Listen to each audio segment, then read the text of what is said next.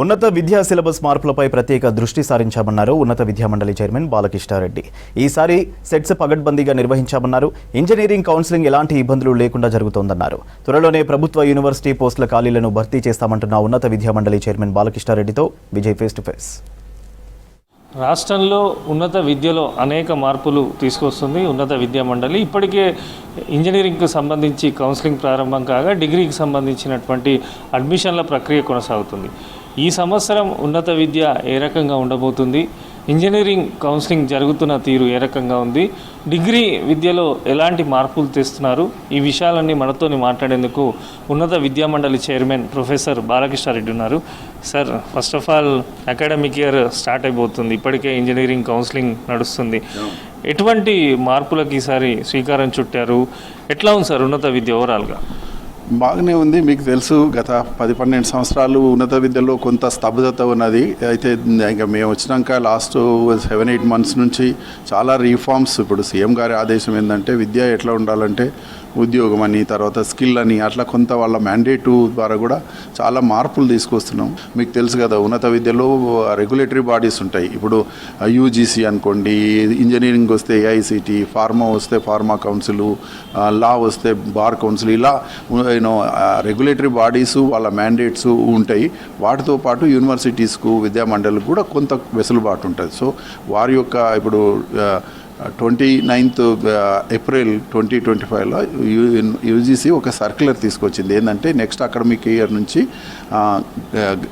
Colleges, higher education institutions, తర్వాత universities updated syllabus ఉండాలనేది. దానికి అనుగుణంగా మేము ఏంటంటే ఈ యొక్క కొత్త సిలబస్ తయారు చేయడం, యూనివర్సిటీస్కి పంపించడం జరిగిందండి. వాళ్ళ బోర్డ్ ఆఫ్ స్టడీస్ కూడా యాక్సెప్ట్ చేసి ఆ ప్రాసెస్లో ఉన్నాం. సో ఇప్పటికే వెబ్సైట్ కౌన్సిలింగ్ సెంటర్లను కూడా మీరు విజిట్ చేశారు.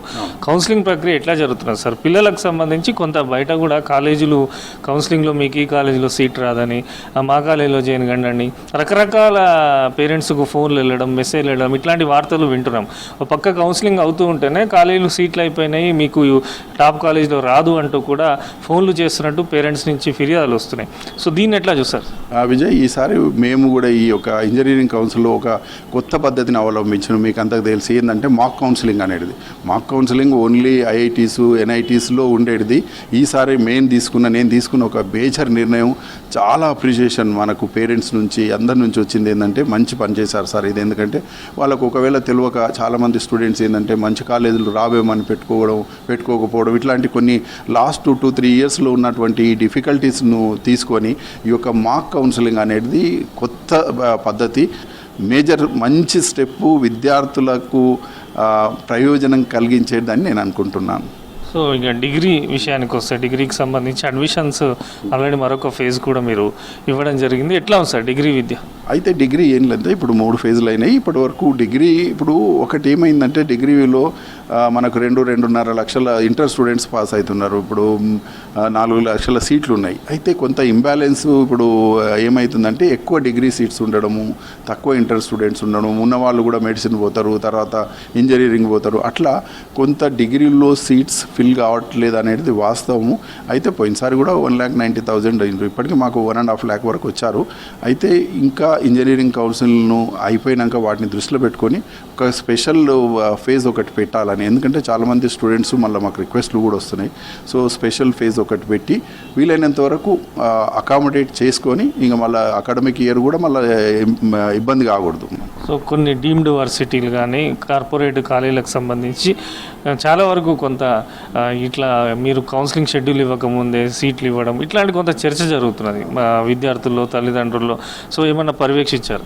ఉన్నాయి. అయితే డీమ్డ్ యూనివర్సిటీకి సంబంధించి ఒక కేసు కూడా నడుస్తుంది. మేము కూడా దాంట్లో ఇప్పుడు హైకోర్టులో ఒక కేసు నడుస్తుంది. కొన్ని ప్రైవేట్ యూనివర్సిటీస్ కూడా మా దృష్టికి కూడా వచ్చింది. ఏంటంటే వాళ్ళు ముందే సీట్స్నంతా ఎక్కువ రేట్స్ చేసుకోవడము, స్టూడెంట్స్ను జాయిన్ చేసుకోవడము. సో అలాంటి కొన్ని మా దృష్టికి వచ్చింది. మేము కొంత నోటీసులు ఇవ్వడము మా పర్వ్యూలో, ఎందుకంటే మాకున్న రూల్స్ రెగ్యులేషన్స్, మాకున్న పరిధి ప్రకారంగా మేము కొంత వాళ్ళకు కాషన్ ఇవ్వడం కూడా జరుగుతుంది. యూనివర్సిటీలకు సంబంధించి నిర్ణయాలు ఎట్లా ఉండబోతున్నాయి? యూనివర్సిటీలకు సంబంధించి ఇప్పటికే వీసీలతో అనేక సార్లు సమావేశమయ్యారు.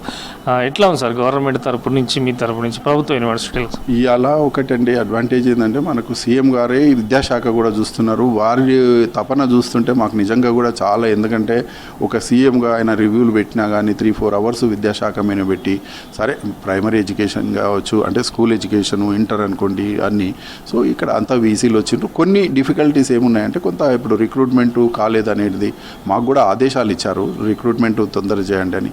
ఇంకా కొన్ని contract teachers, part time teachers ఉన్న వాళ్ళను అడ్జస్ట్ చేసుకోవడం, ఇట్లా కొంత ఈ వెసులుబాటు ఇవన్నీ చూడడంతో కొంత అయింది. రిక్రూట్మెంట్ అనేది మేజర్గా తొందరనే చేయమని కూడా మాకు గవర్నమెంట్ నుంచి ఆదేశాలు ఉన్నాయి. ఉన్నత విద్య మార్పులతో పాటు ఉన్నత విద్యలో పూర్తి స్థాయి ప్రక్షాళన చేస్తున్నామని చెప్పి భవిష్యత్తులో కూడా అనేక నిర్ణయాలు ఉంటాయని చెప్పి కూడా ఉన్నత విద్యామండలి చైర్మన్ బాలకృష్ణారెడ్డి చెప్తున్నారు. Camera person పురుషోత్తంతో Vijay, V6 news, Hyderabad.